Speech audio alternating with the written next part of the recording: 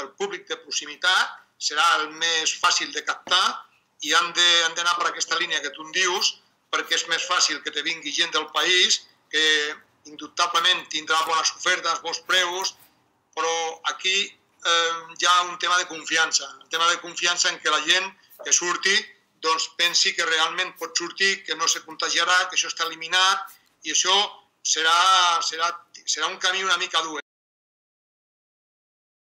No és fàcil, s'ha començat a anar bancs sobre totes aquestes línies de crèdit que tenien, que d'alguna manera el govern ha dit que obrirà, i els bancs són recelosos perquè venim del 2008 d'on venim i no serà fàcil. Per tant, jo crec que aquí el que ha de fer és el govern, d'entrada el govern. Jo ja seria un missatge que agilitzi el tema dels expedients de los ERTEs que s'han fet, perquè això està entrat, però molts encara no estan aprovats, perquè la gent estigui tranquil·la.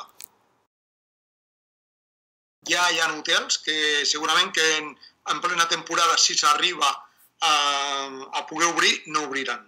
No obriran perquè els costos representen més que el que puguin guanyar. Per tant, la Setmana Santa la donem per perduda, l'estiu no sabem què passarà, però el que passi, segurament que si això s'allarga molt, molts hotelers ja s'està parlant que no podran obrir les portes. Aquesta és la realitat.